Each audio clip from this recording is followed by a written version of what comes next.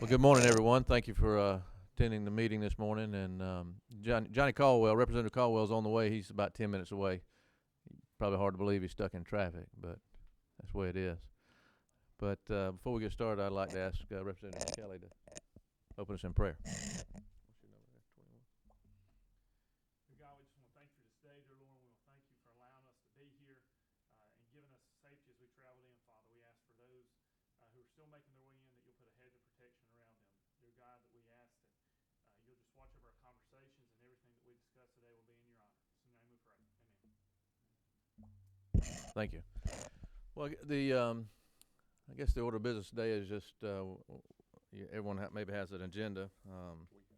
We have an agenda. Yeah. Okay. I didn't know if you had it out there or not. So exactly.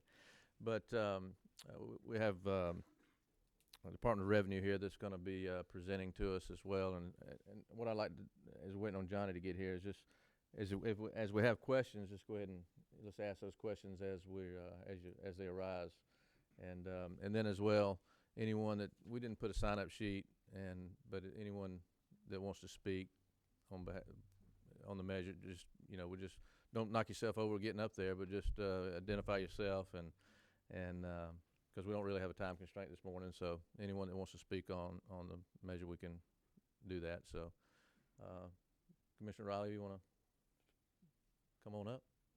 Good morning. Good to see you.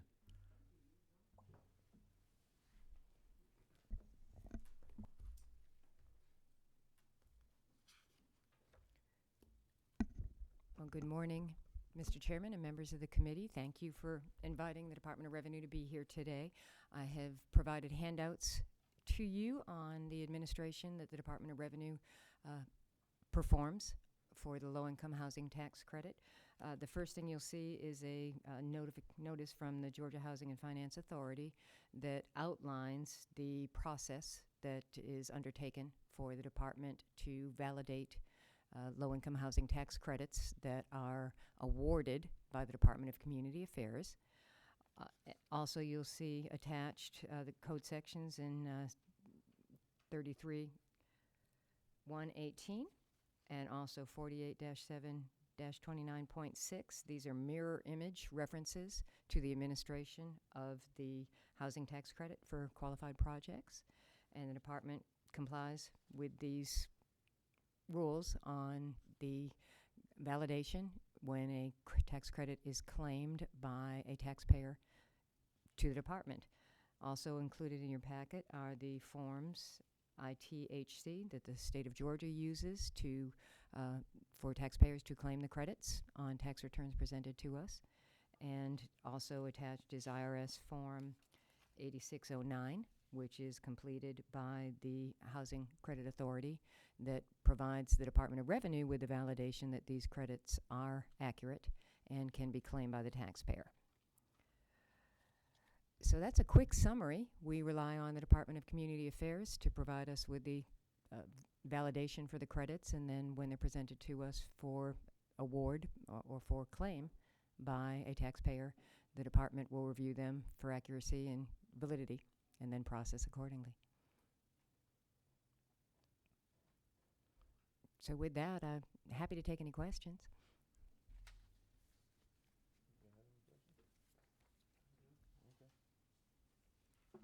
All right. Well, that's we've got the information, and I'm sure as we move through the process, if we have any questions, we know where to get in touch with you guys. Thank you very much. We'll be happy to research any information you might ask of us. Okay. Thanks. Thank you. Thank you.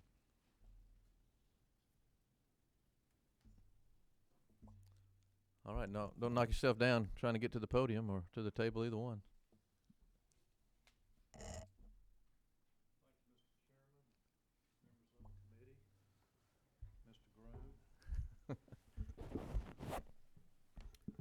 If you would just identify who we're representing. And Mr. Chairman, Jet Tony, lobbyist for the Georgia Affordable Housing Coalition. I've lobbied for this industry, this organization, since the late 90s. And my portion of our presentation today, the first of 4 short presentations, is to provide a little historical background on what the legislature considered prior to and during the creation of the state credit to mirror the existing federal credit. The General Assembly looked at other financing instruments or other incentives to induce the development and construction and maintenance of more affordable housing throughout the state.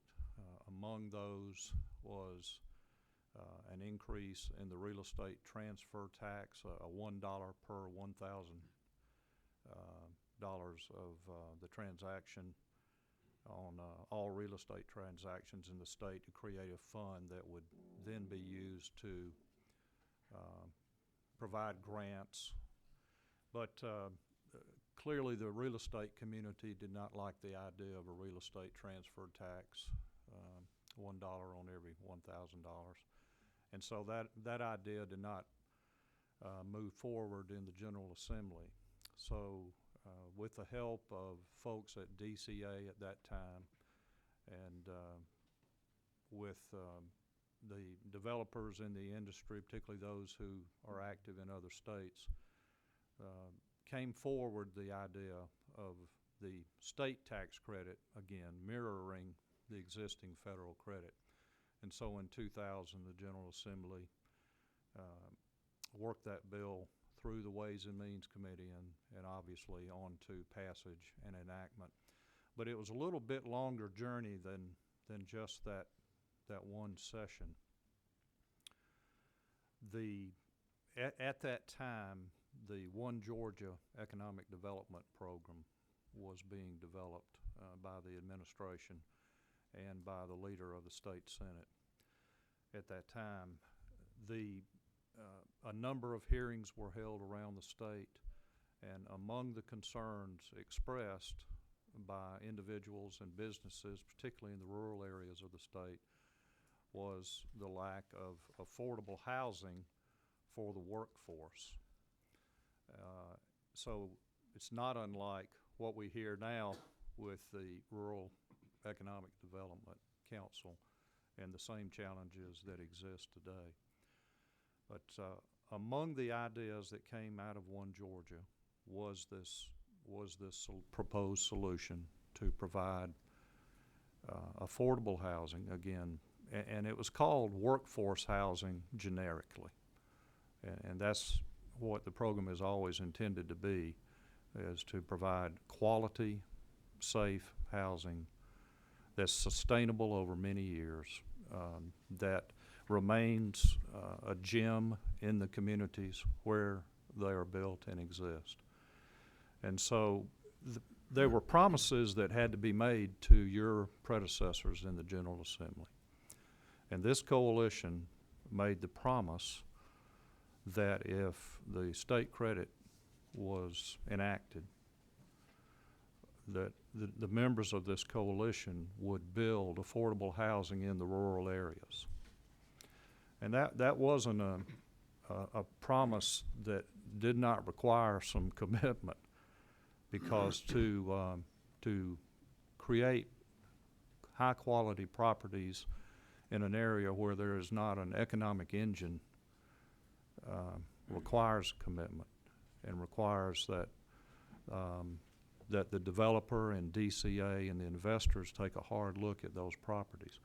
But I'm pleased to say that with the help of DCA and their qualified allocation plan that charts a course for where the properties are placed, that is through the award of the tax credits, that thousands of new properties have been created and are being maintained in rural areas. And here's the key point. They're created and maintained in places where the local economy would never incent the construction and maintenance of such properties. And so I'm pleased that the folks for whom I work have followed through on their commitment and have indeed built hundreds of properties and providing thousands of high-quality residences for Georgia's working poor and senior populations. So I wanted you to know about that commitment, and we feel like we fulfill that commitment. And again, DCA plays a tremendous part in that because they're not awarding the credits willy-nilly. There's a plan, and it's a plan that I know they review every year and assess where the needs are around the state. And the presentation that DCA staff made to you at the last meeting was the most complete presentation about the program that I've seen in my time. So, Mr. Chairman and members of the committee, I'd like to introduce to you Dave Lawful with Walton Communities, who's going to give you the perspective of the developer. Good morning. Morning. Thank you for the opportunity to talk with you all. As Jeb mentioned, my name is Dave Lawful. I'm with Walton Communities. Quickly, Walton Communities is a developer of both market rate and affordable housing. We're a for-profit business, and we are in the affordable business as part of our mission and our calling, to be quite frank. Although we are, we do it in a for-profit capacity. Jed asked me to talk about a couple of things, and so I'll kind of run through his list, but feel free to interrupt if you have any questions at all for me. Like I said, we're in this business out of mission calling. In regards to how the business is structured so that we are profitable, we're a for-profit business. The profit we earn is essentially in the form of a developer fee. So it's fee income earned up front in the first few years of the project. So these transactions, it's a 10-year credit, it's a 15-year compliance period, but it's really an 18-year or more project from start to finish. And you start with an application process, which is usually about 18 months before you close, versus a typical real estate transaction. You might see a piece of land and close within, a couple of months and start construction. Depending on where you are, it could be longer, but ours is constrained quite a bit. The application process is very competitive. I believe this last round there were 80 applicants. I haven't seen the full list of folks who were awarded, but it's usually around 30. So you're in a business where you're committing a lot of time, effort, human capital, not just your own, but the community that you're involved in, rallying support for your idea, having local service providers commit to helping provide services in the community prior to the application process, as well as the commitment of dollars. The DCA reviews all the applications, and then let's say 5 or 6 months later makes an award, and maybe 6 to 12 months later you close on the property and begin construction. And so the risks, up front are time, energy, a little bit of financial commitment, and then over time it of course increases. So that's there is some cash flow throughout the duration of the project, but the way we view that is more of a margin of safety that allows us to fulfill our obligations and operate the property. It's not your typical cash flow that you would see in a typical real estate transaction. Just the absolute dollar amounts are far less. So the risks, if those are the rewards, what are the risks? The risks are obviously, rallying an entire community around an idea that may or may not get awarded. So you've got a 3/8 chance of getting awarded, right? And then you close on the transaction, and although you've got less debt, you've got a substantial amount of equity, and you're guaranteeing all the equity. So from our perspective, that is more similar to our debt obligations in a traditional market rate transaction. It's very similar from our perspective. So we've got construction completion, guarantees. And then we have to lease it up, stabilize it with qualified people that make enough to pay the rent, because this isn't an operating subsidy, it's a development subsidy, right? So they've got to make enough to pay the rent, but they can't make too much. So you're talking about folks that meet that narrow band of income, which in many properties may be $5,000 from being able to pay rent and making too much money. And so you're looking for a pool of renters within a band, within the community, and to lease up your property. Once you do that, then you have to operate the property with caps on your revenue. So you're restricted on your revenue. It's not an absolute cap throughout per se. It's restricted to area median income. But I've been in this business for 15 years, and in my working life, the median income really hasn't changed that much, right? So you've got situations where median income in an area may be flat, and then you've got to deduct your utilities, and that's the net rent you can charge. So our rents can either be flat or decline over the term, and we've got to pay expenses that obviously are not capped. So it's a very delicate business to manage, but that's the other thing I would say is that the way these transactions are structured, there's not really an opportunity to invest a substantial amount of capital. A lot of times in the real estate business, like on the market rate side, you'll see deals turn over every few years, every 5 years. It's more frequent now, but traditionally every 5 years, get a fresh capital infusion and go on for another 5 years and kind of reposition the market fairly frequently. These, we have to set them up to be successful for 15 years. So that's the way we structure them. We kind of build them to last, if you will. And some people may do things that may seem like they don't make sense, like a granite countertop or something. Well, that thing's going to last for 15 years, and nobody's going to put a hot pan on it and burn through it. So there are certain things, LED lights. Well, why are you going to spend the extra money? Well, because that's a substantial savings over 15 years. And so that's the way we have to think, because the incentives and the risks of the program that we're trying to mitigate. The rewards to us, we've got 2,700 residents that we are able to serve in our portfolio currently, and that's growing. And that for us, again, it's a mission and a calling. That's why we do it, and that gives us a great opportunity to execute on that. Our market rate portfolio is, as a example, has about 3,600 apartment homes. So I said residents, but that's actually apartment homes. So those numbers are bigger when you're talking about people. And at the end of the day, we care about people, not units. The duties of the developer to DCA, we are accountable to DCA. We're held by a standard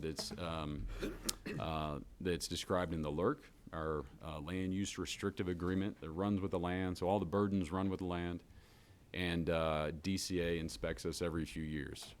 And it's not uncommon for us to have misinterpreted something and have to spend a substantial amount of money to correct an accessibility defect, or land shifts and you got to redo sidewalks or what have you, to keep these things in compliance for the full 15 years. We have to qualify every resident every year, and so you've got, on both income and expenses and assets, we have to underwrite every single resident that qualifies for, every single household that qualifies for a tax credit unit. So that's literally income, some expenses depending, and assets that we have to verify. Birth certificates, marriage certificates, divorce decrees, alimony affidavits, so on and so forth. We check their bank statements, call their employers. It's a substantial operation, that alone, the compliance.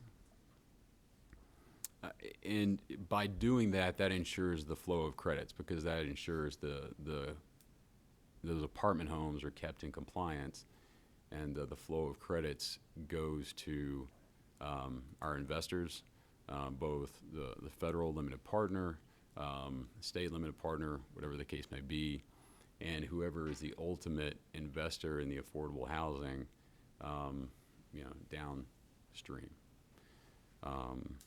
That includes individual investors in the state of Georgia who are liable for income tax, I should say, that buy these credits either as big blocks of credits or as individual annual streams of credits.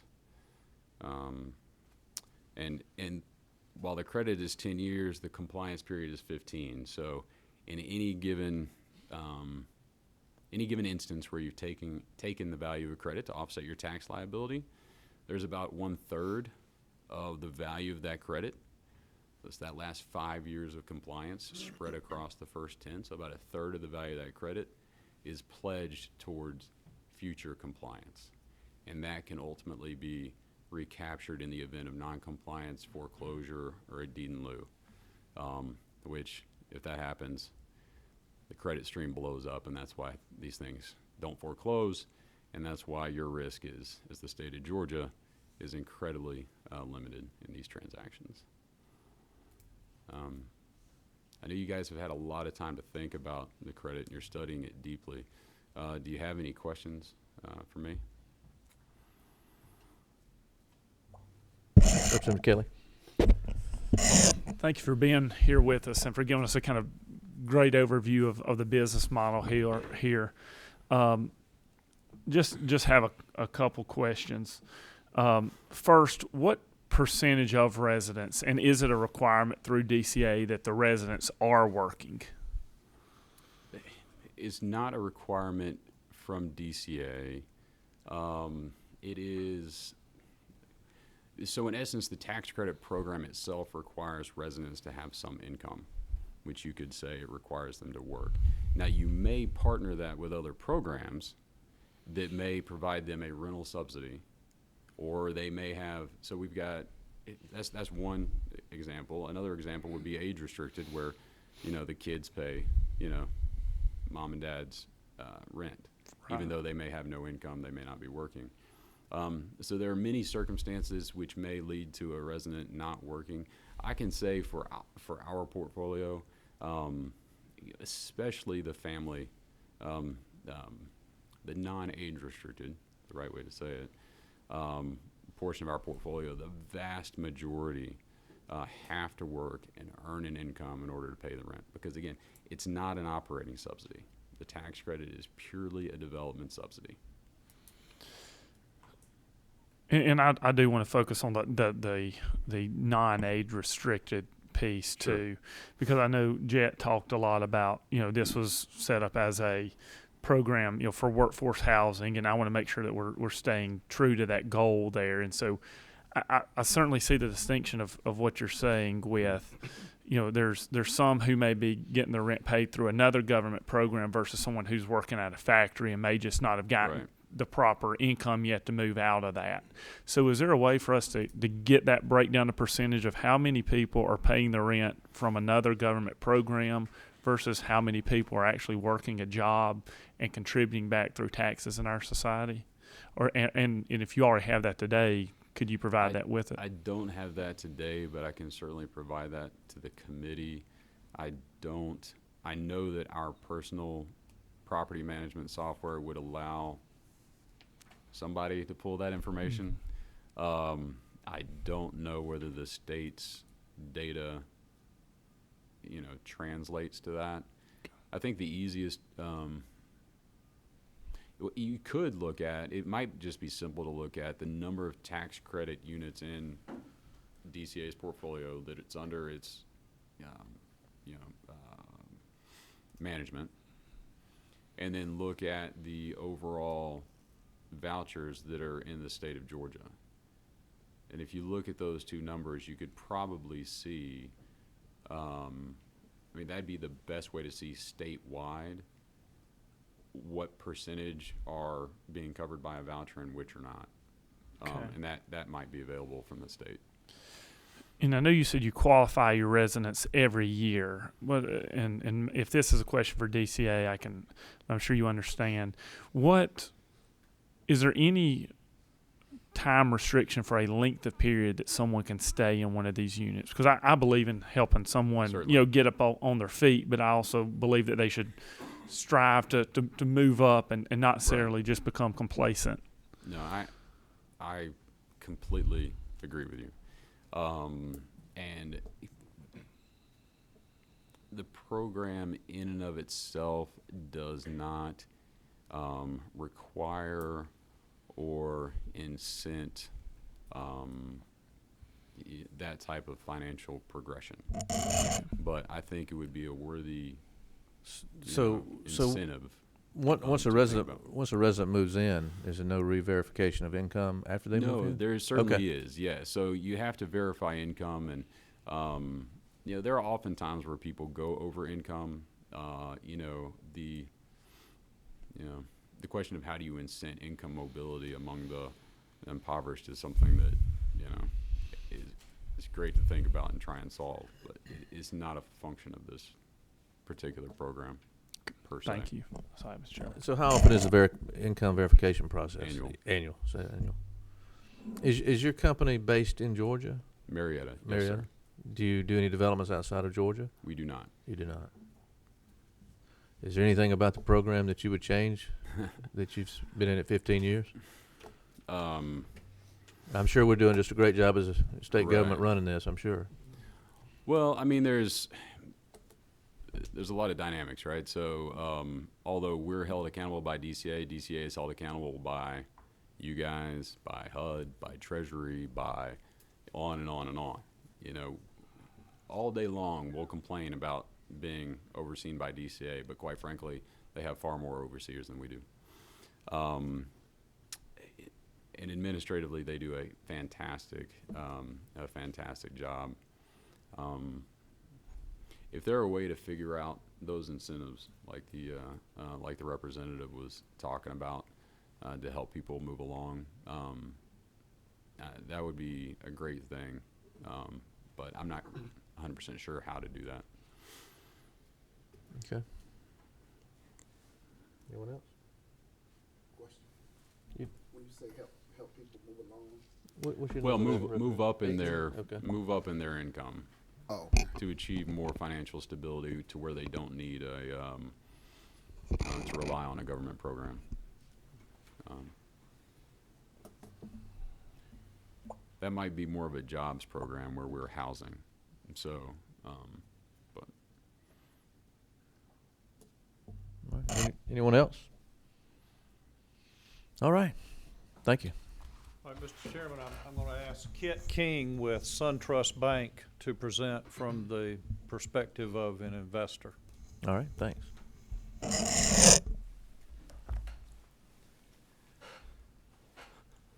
thank you, Jet. Thank you, Mr. Chairman, and appreciate the opportunity to be here. As Jet said, my name is Kit King, and I'm with SunTrust Bank. I have been with the bank for 25 years, and I've been in the community development space for the company for the last 15 years, managing our low-income housing tax credit team. So glad to be here and share a little bit more about why we do what we do, and speaking primarily for SunTrust, but we'll try to keep some of the comments general for for all types of institutional investors. So, as Jet mentioned, sort of the questions he wanted me to ask are, why do we do what we do? What are the benefits that we get as an investor in these properties? What are the risks that we take? Generally speaking, there are two primary reasons why investors are in this space. One is obviously the economic return of making these investments, and I'll spend some time talking about that in a minute.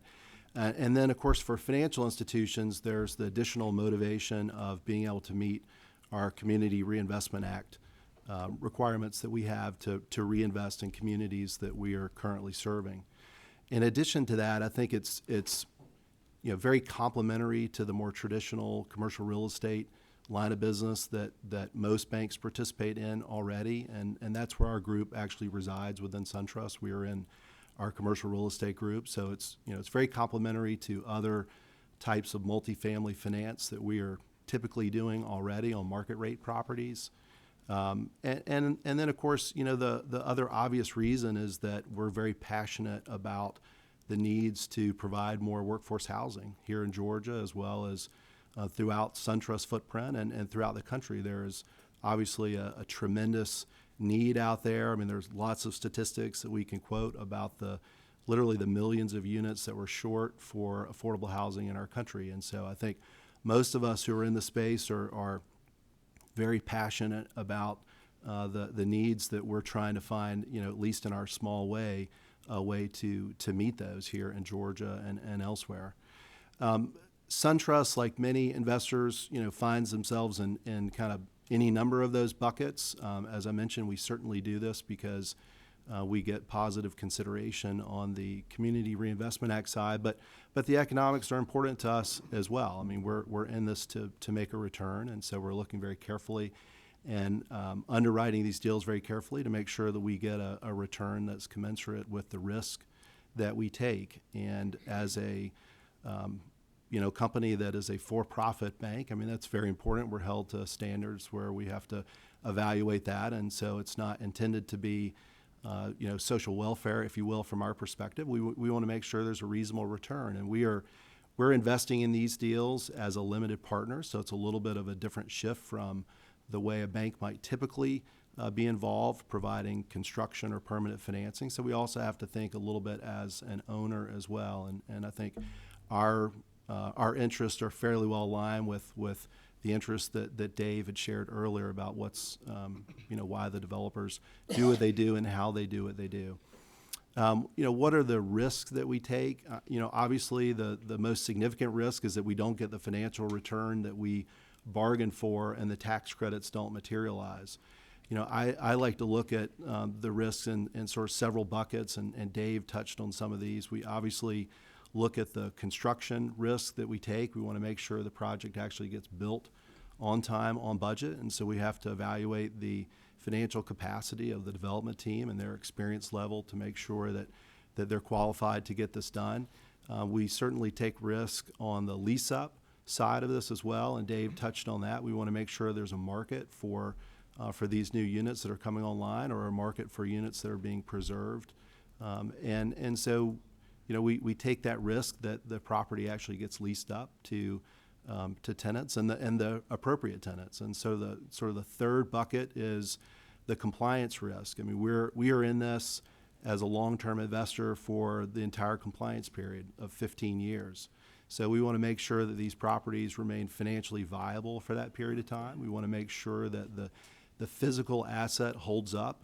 That's critical. I mean, having been in the space for a long time, we have seen many deals that were built or developed in a way that really couldn't survive the 15-year compliance period. And frankly, these properties are really intended to remain affordable for much longer than the 15-year compliance period. So that's just sort of the starting point, if you will. So we take risk in making sure that the properties are viable and sustainable for that period of time as well.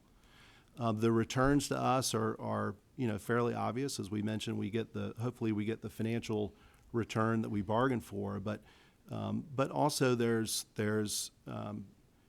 you know, we want to be part of a solution that to a problem that we have, and that's that, you know, we want to make sure that we are providing housing that is needed. I think this is really a great economic development tool as well. We've seen here in Georgia the number of jobs that are created through these types of developments, and so there's a great reward to seeing that. You know, as a bank that serves communities throughout Georgia, you know, there's a huge reward to us just to see healthy communities, because that drives other opportunities for us to serve those communities. And you know, maybe we're not unique in this, but we're a purpose-driven bank, and you know, our mantra is lighting the way to financial well-being. And so we want to see, you know, communities that have people that are moving from financial stress to financial confidence. And so that's a huge reward for us when we see housing developed, and you know, we provide safe and secure housing for people. That is a huge tenet to ultimately seeing them move to a place of better well-being for them and for their families. So there's a great reward to us there. Jed had also asked me just to share maybe some perspective on Georgia, because we certainly do business throughout the Southeast and the Mid-Atlantic as well. And, you know, in thinking about that, we've done a lot of business here in Georgia. We have 42 direct investments in properties here throughout the state. And, you know, when I think about where we do business, really all the surrounding states up into the Mid-Atlantic region, and I think about what we see in Georgia, and a couple observations. One is the community here is far more collegial than we see in many of the other states, and I think that is a huge tribute to DCA and Laurel Hart and her team, just the way that they manage the process here. It is very open. They're very open to feedback and comments from really all constituencies, developers, residents, investors, you know, other agencies that are you know, involved in the program, and we see lots of willingness to hear feedback that we may have, lots of sessions where questions can be asked in an open forum. I think that's very valuable here in Georgia.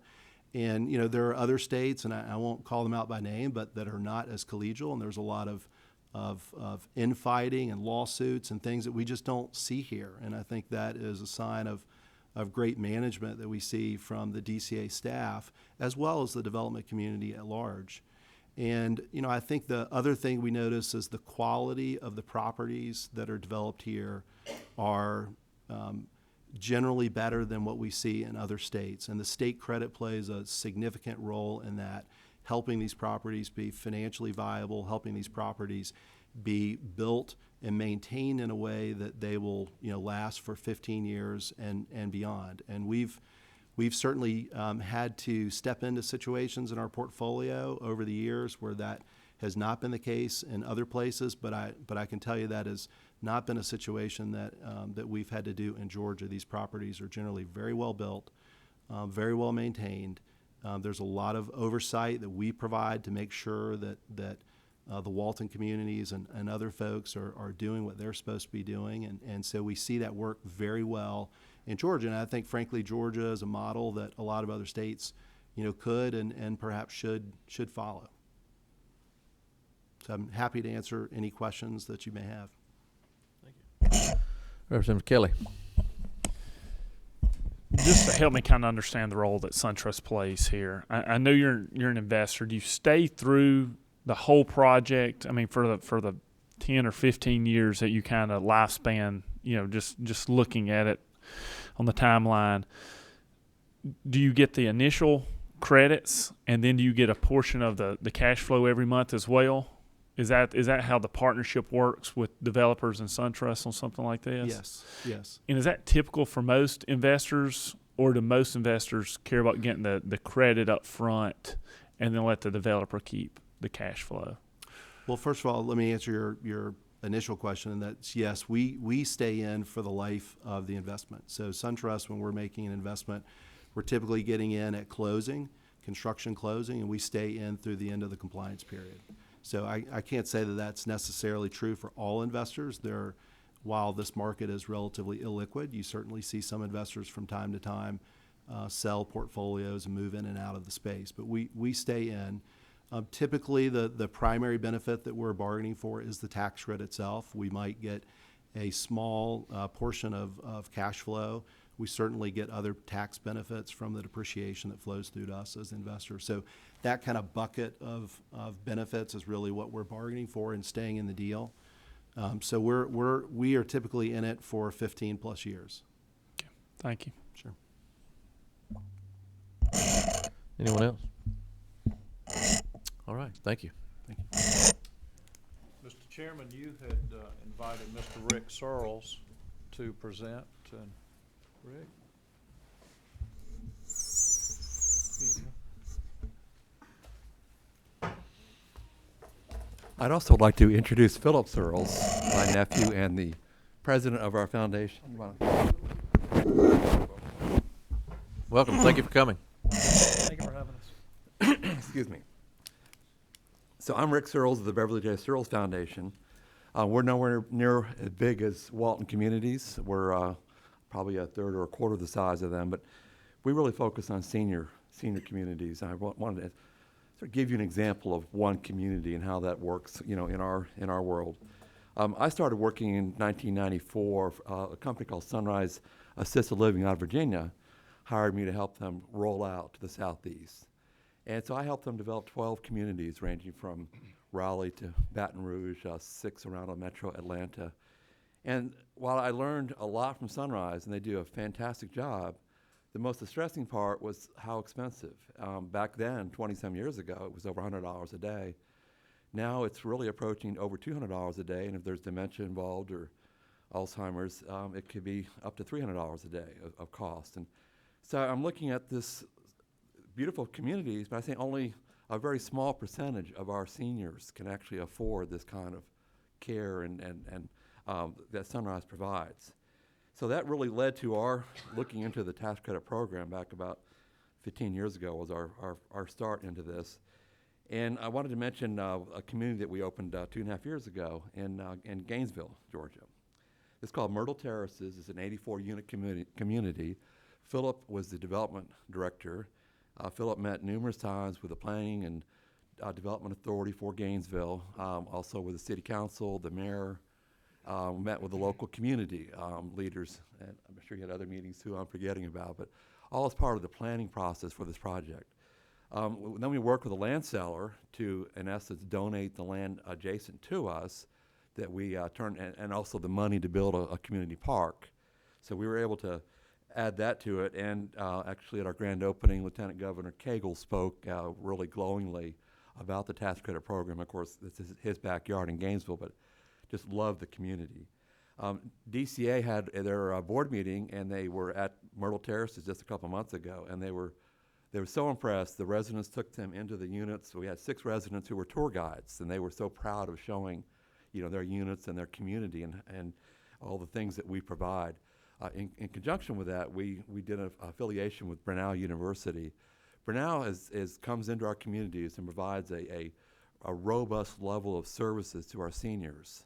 It's a really important program that they've actually added 2 of our communities to the curriculum, so the students under doctoral supervision are providing all sorts of life care, health services to our seniors at no cost.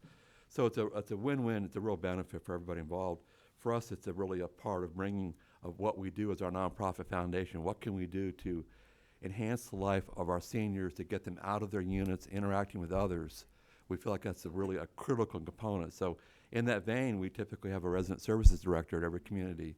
And that resident services director is very much involved in getting the residents out of their units, getting involved in the book club or the walking club. The garden club is a really popular one, and really helping the residents to, you know, similar interests to get together. I just found out not long ago that we have a wait list, 84 units. We've stayed 100% full. We have 180 people waiting to get in. And so we're trying to go and build a phase 2 next door. We'll be working with the local housing authority and the city again on that phase 2 project.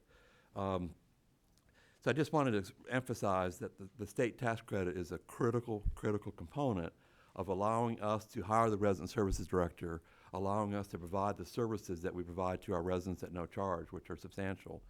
I also wanted to add to Dave's your question earlier about government grants and so forth.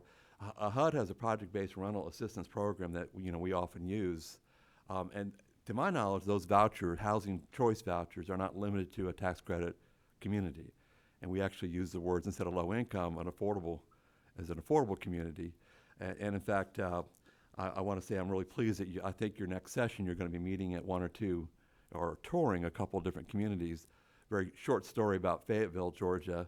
We started there about 5 or 6 years ago. We had a site about 3 miles north of downtown, and the city, well, as soon as they heard low income, why we don't use that phrase hardly anymore, they got very nervous about the project and were very reluctant to support us.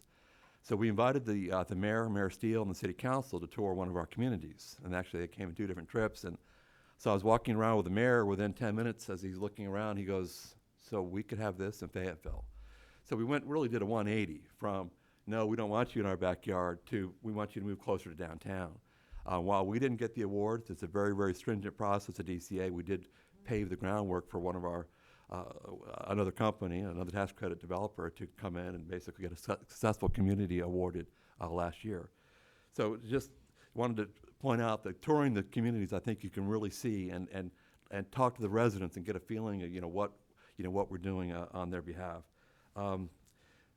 Philip, I think you have something to add here, if you could. Just a few things. One, I just would like to stress again, Representative Kelly, your question earlier about the number of vouchers to the total number of LIHTC units. And Rick is correct. There are the voucher program, the Section 8 program, as it currently stands, there are two types of vouchers. One that's for a development, one that goes with a tenant. Those are not exclusive to this program. You can use a different HUD financing. You can use market rate financing. An apartment I lived in Grant Park, just around the corner, actually had some vouchers attached to it, but had no other type of, actually had historic tax credits attached to it. So the relationship might be a bit difficult, but one of the things I did also want to stress about, talking about Myrtle Terraces for a quick second, the relationship not only to the state agency, but to how the program works here in Georgia as a reflection to the success of the program. Myrtle Terraces last year won a national award from out of Washington, and they give 7 awards a year from this organization. Georgia won 2 last year. Now, it shows that we actually have been doing some great strides in helping, and like Rick was saying, and like Kit was saying, and Dave was saying, we've opened lines of communication. And I think that started from the state agency, and it started with local developers like Dave Lawful, Walton, and ourselves, and other local developers. We grab lunch together. We exchange ideas. I can tell you what Walton Communities does at their affordable communities as community outreach, because we discuss these types of things. And even though we're competitors, the idea is the same. We're trying to empower our residents so that they can lift themselves up. We believe in the hand up, not hand out type scenario. And we see that there are winning strategies, like Rick was saying with Bernal University. We're always looking for other ideas. We've actually even had one of our investors who, just by talking, having conversations of how we can improve the quality of life of our residents, one of our investors says, well, they know of a property in Illinois that does this type of program. And so they're putting us in touch with the developers from Illinois to see how that program works. And we do this because we all here are for a mission. We desperately want to help people out. I'd like to close it. We have a grand opening coming up for our latest community in Noonan, Georgia, which we'd love for any and all of you to visit. January 16th, we'll be having that grand opening. I know session starts then, so you may not be able to attend, but there's a beautiful community for seniors that we'd love for you all to visit. So is there anything that you would change as far as the program, or any recommendations, or? There's a few things. We think DCA does really an excellent job of identifying market and criteria for helping us determine which parts of the state are really sort of getting more emphasis or need more emphasis. In the Congress right now, there are 2 bills, one in both the Senate and one in the House. Senate Bill 548, it's called the Affordable Housing Credit Improvement Act of 2017. We understand there's a lot of support behind this act. We think this would really go a long way to further address the boomers haven't really hit yet for us as far as the senior wave. And we're just not ready yet. There's just the demand, as I mentioned, 84 units, 180 people on wait list. What is that? We aren't even close to satisfying the demand in that marketplace. And that's typical around the state. So anyway, we hope that Congress does pass the Affordable Housing Credit Improvement Act. And again, we're using the word affordable now instead of low income, just because it's less challenging to people, or to hear that low income phrase they get afraid of. So we should change the name? Well, affordable, it's affordable housing, and that's Workforce, yeah, but anyway, that's just our suggestion. I got you. Thanks. Appreciate you coming. Thank you. Thank you. Thank you.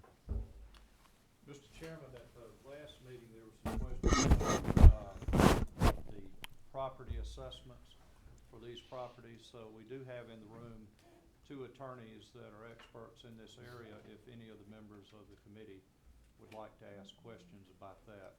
Okay. But otherwise, they're not testifying. Okay.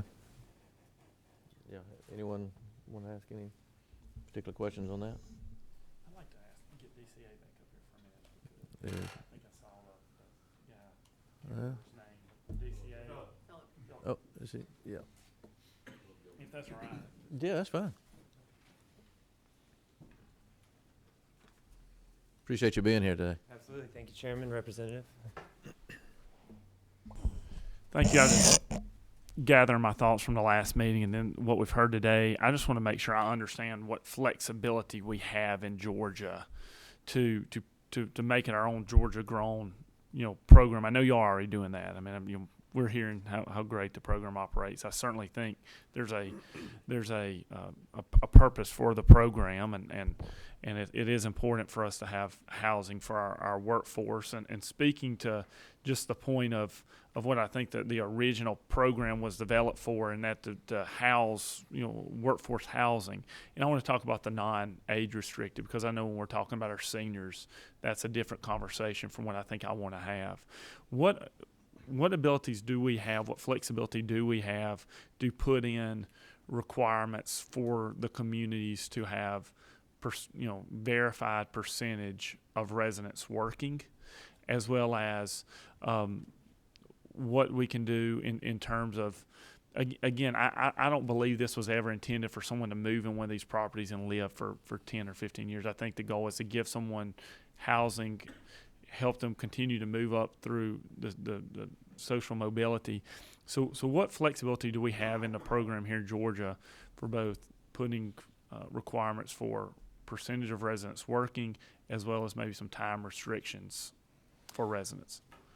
So certainly on both those points, I would say the program is generally flexible based off the statute from Section 42 of the Internal Revenue Code, and we can certainly do some follow-up research to see what flexibility on those 2 points, both what sounds like a work requirement, I would think, for able-bodied individuals or households coming in, and then the question as well. We can follow up on both of those. I think just based off our current knowledge, I would say there is flexibility both from the state saying if we're going to put state credit dollars into the program, these are some types of programs we'd like to see. I think there is a general nature, as you've heard, of the program of open conversation. I think the agency would be more than willing to pursue a conversation with the committee, with the representatives around how we can formulate those policies. I think what we try to do, what we endeavor to do on a consistent basis, is balance policies that require developers to do something and incentivize developers to do something. And what you heard from both the Searles Company and Walton Communities, they have a lot of programs that look at sort of that hand-up mentality. How can we put programs, so if you look at Section 8 vouchers, the Family Self-Sufficiency Program, what type of programs can there be implemented or incentivized out there where the Family Self-Sufficiency Program, if you're not familiar, as your income increases, it allows you to put a portion of that into an account to start to build equity, the ability to exit the Section 8 program. And so we would be willing and open and would actually encourage a discussion where we could look at, would it be possible to encourage or incentivize those types of programs, or at least find the right balance for developers in Georgia, because certainly the flexibility they enjoy right now to run their properties much like they do in the general market. And I think your question to, is there a time limit, is there a restriction? Individuals walking into a housing credit property, and anyone walking into a housing credit property, you don't walk in and say, oh, this is a government property. This is the type of handout program that someone's coming in and trying to take advantage of. You're really looking at someone saying, all I can afford in the Atlanta market is $1,000 of rent because I work at the Target in Edgewood, and they're coming and saying, this is a property because of my income that I can afford that $1,000 of rent. So I think it would be important for us to continue the conversation. I think, as Dave said, it's a worthy conversation. We encourage programs like Family Self-Sufficiency at DCA. We run programs like that, and we're proud of each household that is able to graduate through that program and often into home ownership. When we look at saying having a term limit, having a max time limit, we look at the market at a certain point, you're going to have a subsection of the market that can only afford rents at a certain level.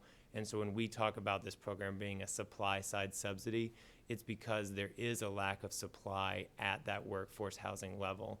And so certainly, as Dave mentioned, encouraging workforce, encouraging individuals and households to be working their way up the income ladder. We want to make sure that we're not trying to use housing as a panacea or put people in that position where we're saying, you've been here 5 years, unless you can.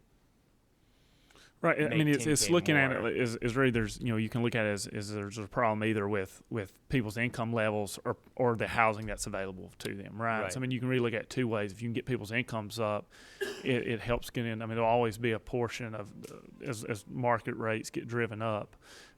It's really you got to look at it both ways. You got to drive people's incomes up as well as make sure there's housing for the people that hopefully are on their way up too, right? Okay. So, Mr. Chairman. Thank you. Or does anyone else have anything?